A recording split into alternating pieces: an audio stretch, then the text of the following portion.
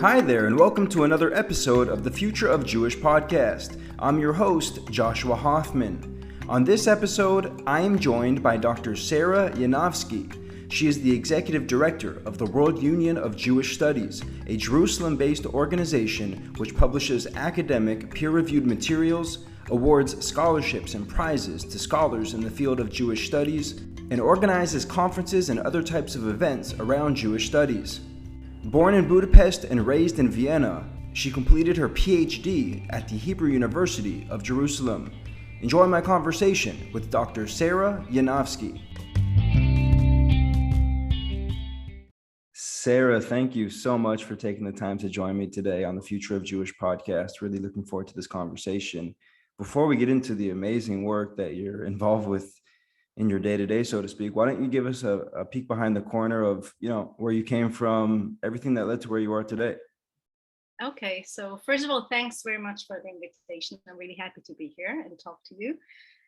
And about my background, it's actually not very self-evident that I'm talking to you now from Israel as the director of the World Union of Jewish Studies, because I was born in Budapest, in Hungary, which was at the time a satellite state of the Soviet Union, and anything connected to Jewish or any religious identity was not very encouraged. So many Jewish families, including part of my family, just decided to make their Jewish background a non-issue. And that was more my mother's side. My father's side was actually quite traditional, particularly for a communist state. So my father always knew that he was Jewish, and he went to synagogue and knew what Shabbat and Kashrut was. But my mom was one of those examples, and you have many, many such examples from communist countries in which many people didn't know they were Jewish until one of their friends told them at high school. And my mom is such an example, as well as her sister. So it's really not self-evident that I'm talking to you now from Israel, with working in the Jewish field and completely involved in this area. My parents actually left Hungary when I was very little. They moved to Austria, to Vienna, and that's where I grew up. And even there, I first went to a regular school in the neighborhood. And one day I came home crying and told my parents that I didn't want to be Jewish anymore, because all my friends were going to church, and why couldn't I just go with them? And that was the day when my dad decided that he wanted to inscribe me in a Jewish school in Vienna. And that, of course, also changed the path of my life.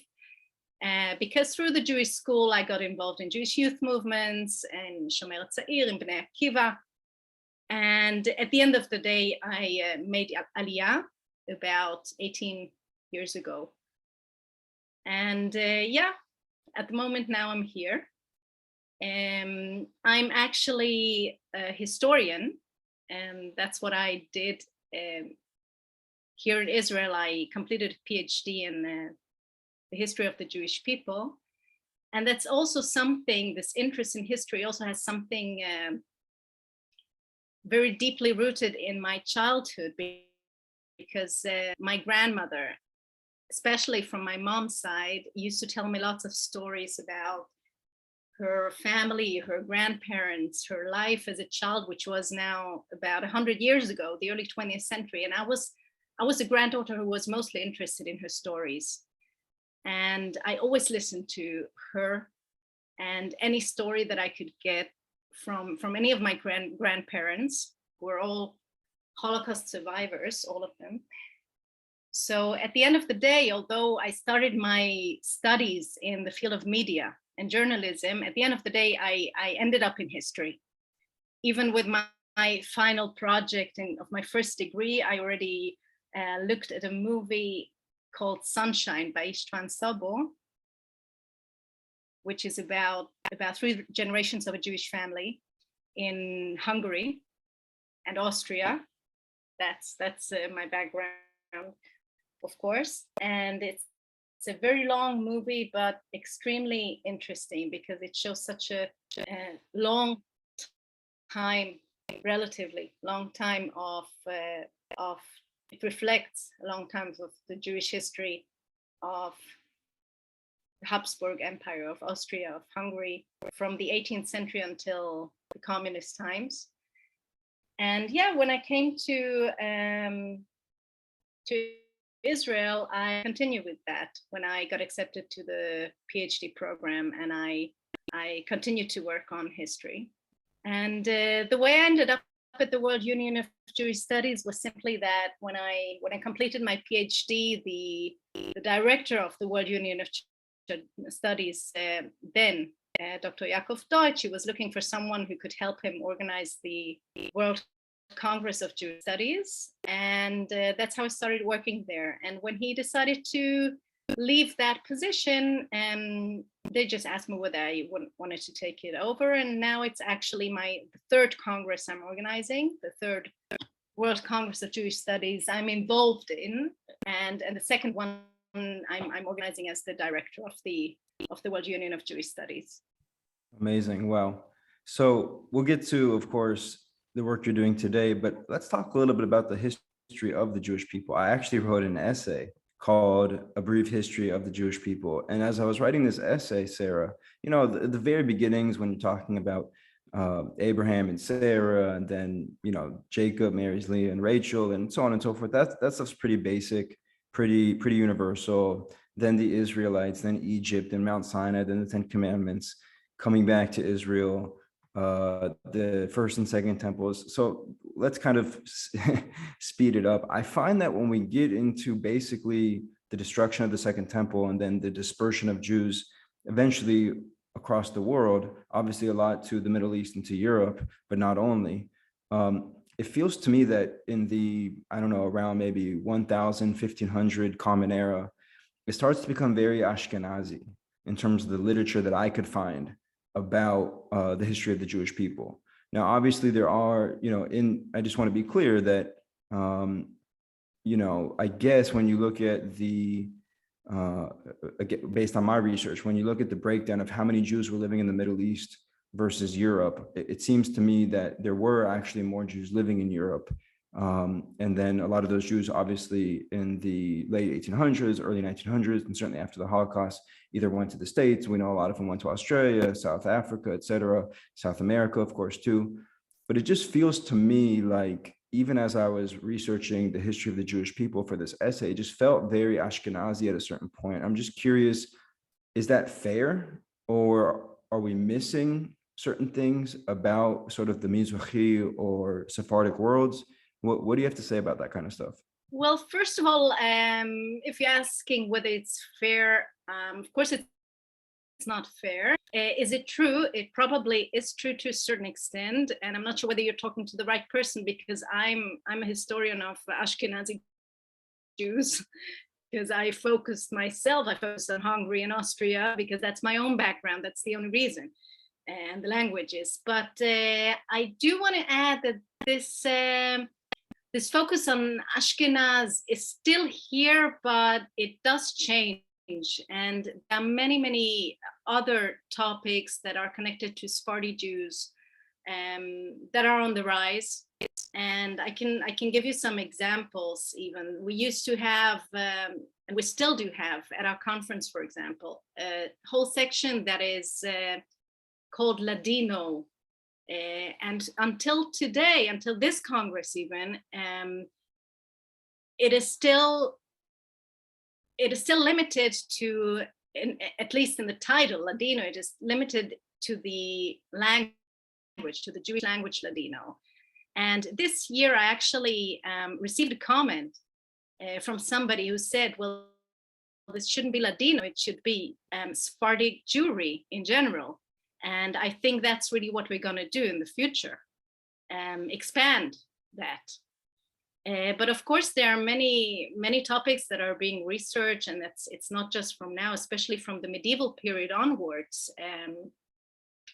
There are many topics related to Spanish Jewry, such as the Rambam, and so forth. So I wouldn't say that it's that Jewish history is only about Ashkenazi Jews. It definitely is, partially or a big part of it, but it's not only. And I think that the other type of research on Sephardi Jewry is definitely increasing. So there is a type of an attempt to correct that. Yeah, definitely. So the other thing I want to ask you, and again, I know you focus on Ashkenazi Jews, but how much of Jewish history, in your estimation, is revisionist history, or is looking back, and sort of the people that have the privilege to be writing our history are the ones that maybe might write it in certain ways. For example, I just read a story about David and Goliath, where actually David wasn't the real person who killed Goliath. It was another person, but the scholars changed it to David because he was a more famous character. And we know that to be true of all history, not just Jewish history, right? Where we know things get changed after the fact for different reasons. But in your estimation, with your knowledge of Jewish history and as a scholar and as a historian, do you feel that Jewish history by and large is relatively accurate, or do you feel it suffers also from some revisionist history? Look, the question of accuracy is really a very big question. And one of the fields where this is extremely significant and evident is, for example, in the field of oral history. Because people have been asking whether oral history has, is worth as much as written history. Does it reflect the truth if one person tells his own history? I happen to work on such a project related to the Holocaust, actually, in Theresienstadt, and it's a very sensitive question, a delicate question, sorry, it's a better word for it, because when you start questioning the truth of one type of history, then some people are afraid that you might challenge or question the truth about the whole history. Meaning that if you hear a story by somebody, an oral history by a Holocaust survivor, for example, and you can prove in one way or another that one of the facts that he or she said might not be 100% accurate, does it question the whole story of the Holocaust? And usually the argumentation or the answer to that is no, it doesn't, because we have to realize that there's so many facets and so many sides to history. And I actually saw a very interesting interview by somebody who was actually standing in Auschwitz, and what she said was there could have been so many people standing in the same spot today after the Holocaust. So many Holocaust survivors could be standing in the same spot, and everybody saw something else happening. If one of them didn't see what the other person saw, it doesn't mean that they're contradictory. Both of them can be true from their own side. And I believe that you can expand this argument to the traditional written history, because you have so many sources which might be reliable or might not be reliable, because written documents might just be as reliable as oral history or unreliable. When you take part in any meeting of an organization and then write a protocol, you can always argue that, you can always ask yourself, does it really reflect what happened? And as historians, I, for example, worked a lot on protocols like that. And I always ask myself, is this really what happened in the meeting? What is missing from this protocol? So a written document or a traditional source is also questionable. But at the end of the day, the diversity and multiplicity of sources or the different views on history do not necessarily have to be contradicted. They can be more like a puzzle. Absolutely. Together. The thing that I would love to say, to add to your point, it's a completely different angle, but I find that today more than ever, we either totally agree with something or with a person, or we totally disagree, right? It's very polarizing. And so you see this a lot with like politicians or even people that have done things in life that you wouldn't agree with. And so I think they call it cancel culture. I haven't been living in the States for 10 years, so I don't know. Okay. Might not be right. But I think, the thing that bothers me is like, no one's perfect and there's always multiple sides to every story. And so if somebody does something wrong, it doesn't discount the rest of the good things they did. It means that they did something wrong, and we can talk about that, but we can also talk about the good things they did. And I think what you're saying is basically sort of the same thing, that just because somebody said something that wasn't totally accurate doesn't make the whole story accurate. Well, just because somebody doesn't agree with you on X position doesn't mean that they don't agree with you on other ones, and we should be able to agree and disagree, not just say, if we don't agree on this, then we don't need to have a relationship, or I shouldn't vote for you, or I shouldn't have a relationship with you. And I feel that that's something that's really missing in our world. And I think your illustration of that sort of point through the lens of history is powerful. So I really appreciate you sharing that with us. I want to ask you a question about everyone talks about history repeating itself. We know it's an age-old cliche, but it's also very true. What are some of the things that you look at either in Israel or in the diaspora or in the entire Jewish world that are happening today, right before our eyes, that you kind of say, holy crap, like I've seen this in history books, not just once, not just twice, but a few times, and I'm really worried about what's happening right now? What are some of those things? Well, of course, it's anti-Semitism throughout Europe, particularly. When you look at the situation in Hungary, the situation is really, really horrific. Neo-Nazi parties are in the parliament. I remember my grandmother, who died about a decade ago. She was a Holocaust survivor, and she really had to listen to those neo-Nazis marching on the street and singing the same old songs that she heard when she was a child. And this is something, for example, that at the moment, at least today, would not happen in Austria, in Vienna, because there's a law forbidding that forbids that. And in Hungary, and that is related also to his communist past, there's no such restriction. So neo-Nazis are quite free to do and say what they want. And that's really very scary. That's one example. And of course, the situation here in the Middle East is also a never-ending story. And one of my worries is that I keep hearing from Israelis and that they kind of gave up that it could ever change. They've given up on it, on the situation. And this is kind of, this is our life. This is what's going on, and it will never change. That's the attitude of some people, unfortunately, here. Let me ask you a question going back to anti-Semitism, because things don't live in silos, right? Like there's always context and there's always nuance. And so I guess what I'm trying to say here is that with anti-Semitism, if you were to look at pre-state Israel anti-Semitism, there was no Jewish state. And so therefore anti-Semitism, I believe, was a bigger risk. How much bigger? Impossible to measure. But it was definitely a bigger risk because you didn't have the safety of a Jewish homeland and a Jewish state. Post-state Israel, 1948, of course, and on, I believe that anti-Semitism will never go away. So it won't go away before the state, after the state.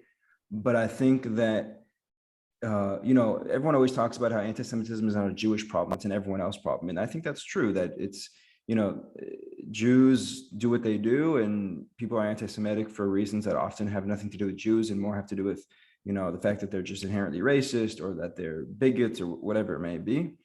Because often people that are anti-Semitic are also, for example, anti-Black or anti-this or anti-that. And so I guess what I'm asking is, isn't anti-Semitism today a much different animal because we have not just a Jewish state, but a very strong, independent, and growing Jewish state on the international stage? I mean, doesn't that kind of change the way that we should approach anti-Semitism, the way that Jews should look at it? Doesn't mean that we should disregard it. Doesn't mean that we should underemphasize or underestimate it. But doesn't it change the very dynamic of anti-Semitism? It changes it in many ways. There's no question about that.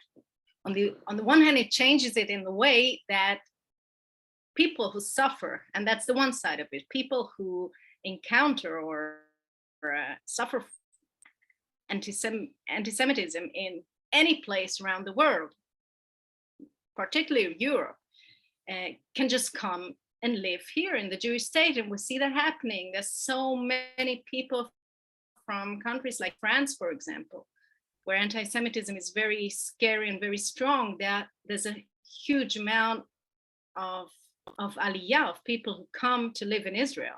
And that, of course, they could not really do in that way during the Second World War or before. But on the other hand, anti-Semitism is also changing. And the state of Israel is actually, in a way, you could call it an excuse, but I would say it's a new reason, if you could call it reason. It's not really a reason, but it's a new topic in the vocabulary of anti-Semitic people, and of course new audiences they find, for example, the left-wing audiences in Europe. So it's not the right wing who are now anti-Semitic, but the left wing who are anti-Israel, and then you can argue, is anti-Israel anti-Semitic or not? So that's also, it depends very much on the nuances, because of course you can criticize Israel, there's no question about it, but when does it turn anti-Semitic if you do that? Is BDS anti-Semitic or not? That's one of the questions that are being asked in this process. So the state of Israel definitely changes the dynamics in various ways. I agree with you there.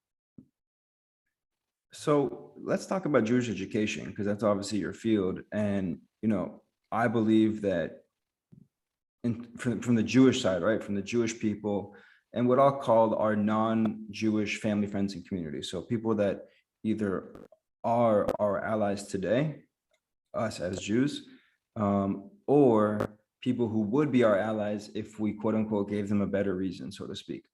And so Jewish education seems to really be a very common denominator in a lot of research that I've personally done, conversations that I've had on this podcast in private.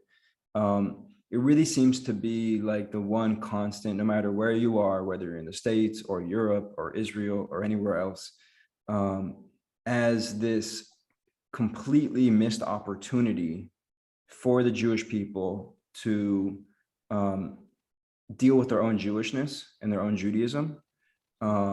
You talked about the dichotomy between your father and your mother. I think that's a microcosm for a bigger problem in the Jewish world, where it seems like either you're super proud to be Jewish and you're all about it and you're constantly diving deep into your own Jewishness and Judaism, versus people who are basically assimilating more and more wherever they live. And that's fine. I mean, I don't think that we should blame people that want to assimilate. I think assimilation, by the way, is not even a conscious act. I think it's very subconscious. And if you actually study sociology and psychology, all the answers to why people assimilate are there. It's not something that I think people wake up every day and say, I want to better assimilate. So it kind of just happens. But I think it happens in a void, right? Meaning that many Jews, my former self included, growing up in LA in a Reformed Jewish home, I was way more on the side of the assimilation. And again, I was a kid. I don't even know if I knew what the word assimilation meant until I was, 14, 15, 16 years old. And by that time, you're already developing your identity. You're already developing your hobbies and your passions and your interests. And of course, those things can change. But I think that, like, I talk to my parents all the time, and I'm like, listen, the Jewish education system and the Judaism that I was exposed to growing up in the States is not the Judaism that I know today. It's completely different. It's not even, I got 1% of the total Jewish picture when I was living in the States from age birth to 24. Okay, 1%. Now, the likelihood that 1% of anything is going to appeal to the masses is very small. So the idea is you have to expose people to as much of the 100% as possible, and then they'll figure out what things are relevant and interesting to them and what things are not. But if you're only offering that 1% or that 2% or that 5%, then you're really missing a growing group of people. And so I'm wondering what you're seeing on the ground in terms of Jewish education, obviously living here in Israel, the capital of Judaism, and your background with your doctorate and the work you've been doing. I mean, what are we getting right about Jewish education, and what are we completely missing the mark on? Okay, that was an interesting take on this topic. Look, first of all, the question or the term assimilation is really not straightforward. And I basically, although I heard this term when I grew up in Bnei Akiva and at school, I always heard it, but I didn't really know what it was about. I'm not even sure whether I know it today, but assimilation can be so many things. What is assimilation? Is it cultural? Is it religious? Is it professional? These questions already came up in the history of the 19th century. And there's a lot of work that was done by Marshall Rosenblatt about assimilation in Vienna, for instance, in which she showed that although many Jews wanted to assimilate professionally, culturally, socially, at the end of the day, many of them happen to still work in the same so-called Jewish professions and live in the same areas. So even if you're trying to be like everyone else, it doesn't mean that it really will work out that way. Also, because at the end of the day, Jewish people might still want to socialize with each other, maybe. That's one option. Another option is what happened to so many people, such as my mother and others in my parents' generation, in our generation, that even if they didn't want to know anything about their Judaism, at the end of the day, somebody from outside came and reminded them, hey, you're a Jew. So assimilation doesn't go the way we want it to go. Although I'm not denying, of course, that it's happening.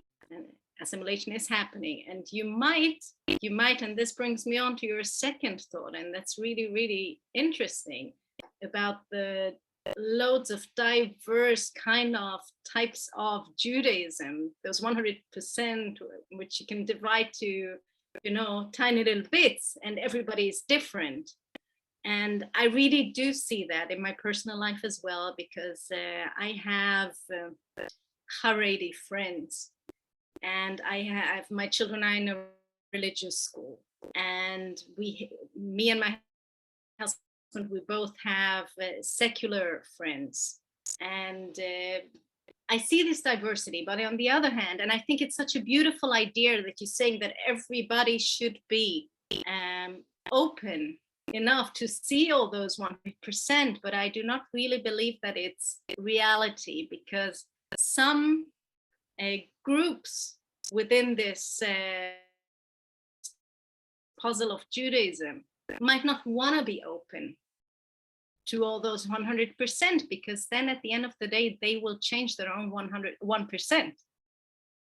And this, for example, is what you see in the Haredi world, that they're really closing themselves up and want to stay within their own group. And you can either say, you can either criticize them for that, or you can try to understand it and see that there's a reason they're doing it in order to preserve something. So I think it's just practically impossible for all those 100% to be open to the 100%.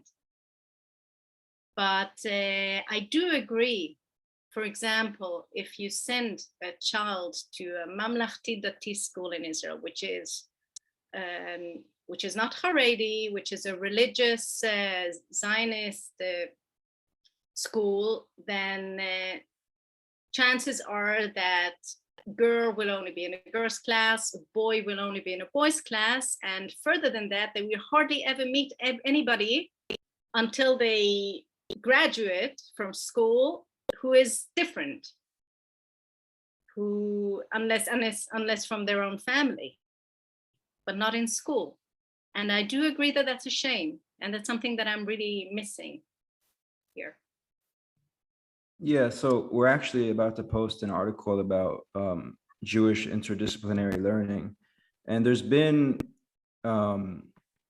there's been quite a lot of research going back 400 or 500 years, not research I should say, but scholars and rabbis and things of that nature, that basically talk about that Jewish education has to be available to every Jewish person, obviously starting with Jewish youth, because for obvious reasons, but then still moving into adult education, if you want to call it that. And yet we know that Jewish schools are so freaking expensive. Day schools, of course, abroad. We know that going to places like Jewish summer camps are not incredibly cheap or inexpensive, I should say. We know that in general, being a Jew outside of Israel is a cost. And the issue is not if it's a cost. The question is, what's the value that I'm getting? Because that's how consumers think. We're all consumers, and Jewish consumers are not different than regular consumers. Everyone that transacts wants to know, I'm paying X and I'm receiving Y. What's the value of that Y and what's the value of that X? That's just the way of the world. And I don't think we're going back into pre-monetary times. So that's what it is.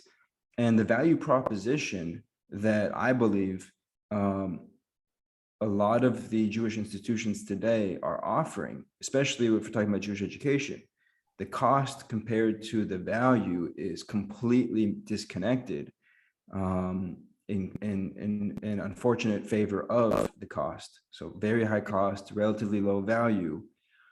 And so we can sit here and complain about how young Jews today outside of the Haredi communities are assimilating more and more and not finding their own Judaism and Jewishness, but we're also not giving them every opportunity, in my opinion, based on the fact that it's so expensive. Are you seeing something different in your shoes, or is that one of the big issues? Look, I see it a bit differently, not because you're not right. I think you're completely right, but I think that because of your own background, you're looking mainly at the American model. And although I don't know much about that, but I do know, of course, that sending a child to a Jewish school in the States is extremely expensive. That's what I just hear from everywhere. Yes, the Jewish school in Vienna is a private school, but tuition is not that expensive. And if a family cannot afford to pay that tuition, there's no way that they wouldn't get a scholarship. So definitely money is not the issue. And in Hungary, which is another example, and in many Eastern European states, as far as I know, there's a lot of philanthropy. There's a lot of many groups who invest in Jewish education, even in summer camps. There's a summer camp in Szarvas, which is a place in Hungary, which has been working now for many, many decades. And children can go to that camp, Jewish children from all over Eastern Europe, for a very reasonable price. So it's not that expensive. And well, in Israel, I have to say that religious education is more expensive than secular education. That's true. Because we have to pay a bit extra for the religious classes, at least in our school, but it's not that extreme.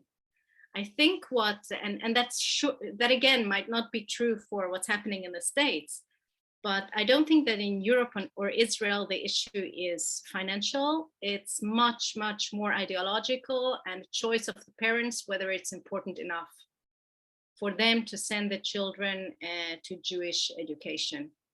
So it might even start, and maybe I'm not sure how much people are thinking of that or investing in that, but it might start actually in the question of educating the parents or getting them interested in Jewish education. I can tell you that I have a very close cousin in Hungary who has almost no connection to Judaism. And when I was a little girl, I went to visit her at her school. And I was asked by my family not to mention that I went to a Jewish school, so that they wouldn't, God forbid, realize that my cousin was Jewish. Meaning that the parents decided on purpose not to send their child to a Jewish school. That was the aim, to make it a non-issue, hoping that that would protect her from anti-Semitism or any such issues. So I think that in Europe and Israel, it's clearly an ideological issue whether to educate children in a Jewish way. And I have to add here, and that's a very important point, that you have to also realize that Jewish education, just like you said before, Judaism in general has so many facets and so many aspects. And there's a growing idea of educating secular children in the field of Jewish culture, not necessarily religion, but culture. And that is missing at the moment in many, many Jewish schools in Israel. But there's also this new, which is not that new, but this idea of having mixed schools, religious and non-religious, religious and secular schools, meaning that both, on the one hand, you have both religious and secular children in the same school, in the same classroom. And on the other hand, everybody, all of them, receive some kind of Jewish education, which does not necessarily have to be religious, but at least it can be cultural, historical. You know, there's so many facets, so many aspects of Judaism which you can see. Of course, absolutely. Let's talk a little bit now about the World Union of Jewish Studies, because it's just a fascinating organization that, in my opinion, more people should know about. The work is really not just important, but essential, I think, to Jewish education and, as an extension, Judaism and Jewishness. Tell me, I mean, I guess the majority of people listening to this podcast have probably never heard of the World Union of Jewish Studies. So tell us, what the heck do you guys do and why is it so important? Right.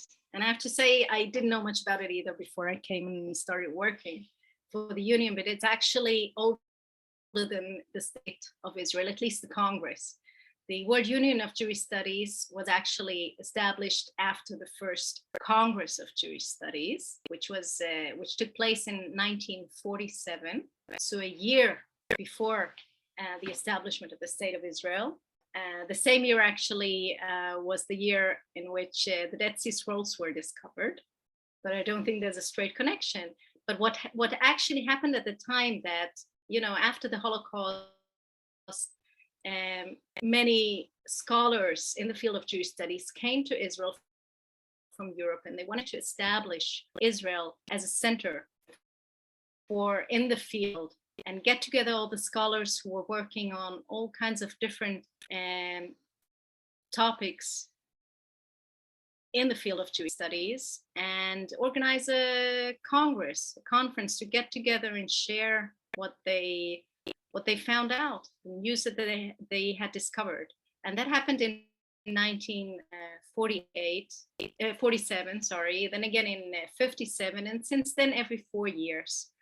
We now had to postpone last year's Congress to this year. So this year it will take place in this August, from the 8th until the 12th of August. And we expect more than 1,500 lecturers to present their work in so many different fields that are related to Jewish studies, and Bible, history, from the ancient times until the 20th century, rabbinic literature, Talmud, arts, music, folklore, Jewish languages, and even newly emerging and fastly growing subject or division of digital humanities in Jewish studies, meaning the use of computers and technology in researching all kinds of topics and themes in Jewish studies. So it's really a very, very exciting event. And apart from the Congress, we also organize smaller events, publish many books in all kinds of fields of Jewish studies, as well as a journal, which is also called Jewish Studies. It's bilingual, it's both Hebrew and English.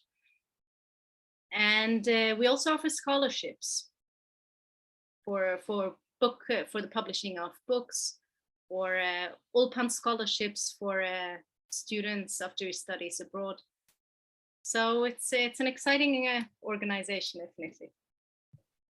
So tell me, Sara, what's one thing that you thought about either Jewish education, Jewish studies, whatever you want to call it, that you thought one thing about it before you took this position as executive director that you either no longer believe to be true or think completely different about?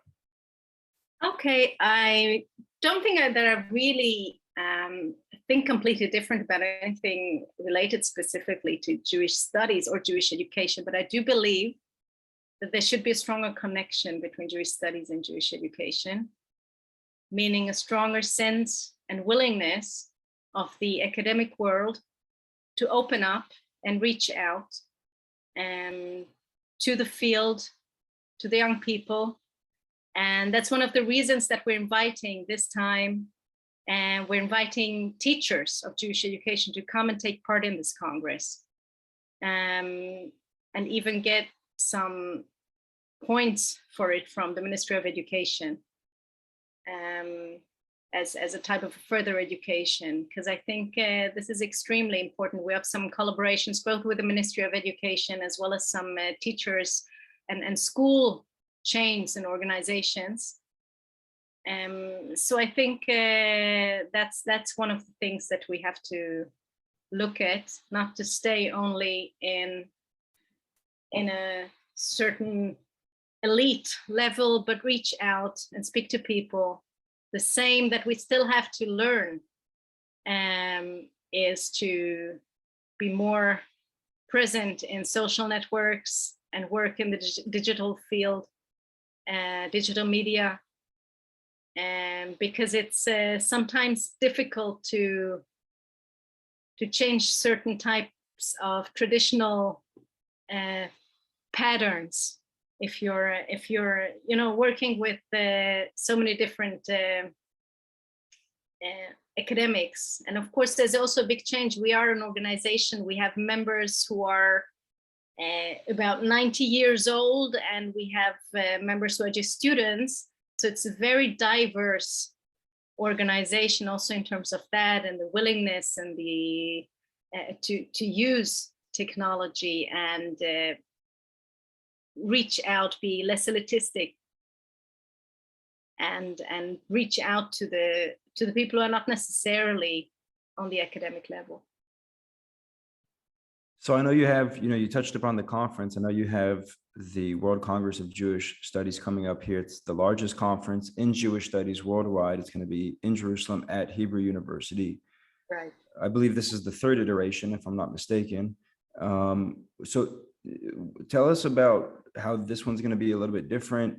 And more importantly, when you finish the conference and you look back, what are some of the things that you want to look back and say, wow, we did that really well. We achieved these outcomes? Okay, first of all, we don't necessarily want it to be very different. We want it to work, especially after these few years in which people just couldn't even meet up. And we really were thinking a lot before we postponed this conference. We thought, we could do it online. We could, try and risk it and do everything via Zoom, which the AJS did, the Association for Jewish Studies, and I think it did work very well. But they have a conference every year.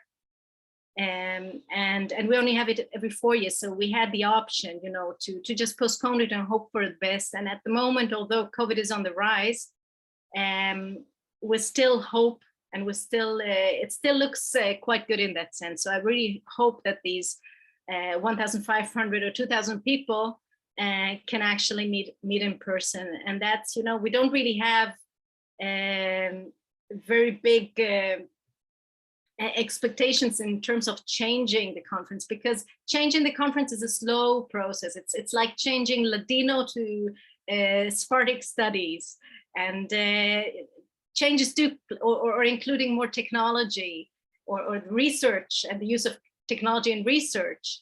There are changes taking place, but they're slow. And, we are happy if it just works out well, if we can get together 1,500 to 2,000 people who just present their work, because that's the main thing, to offer them a stage to show us and teach us what they've learned and what they have achieved in all those different types of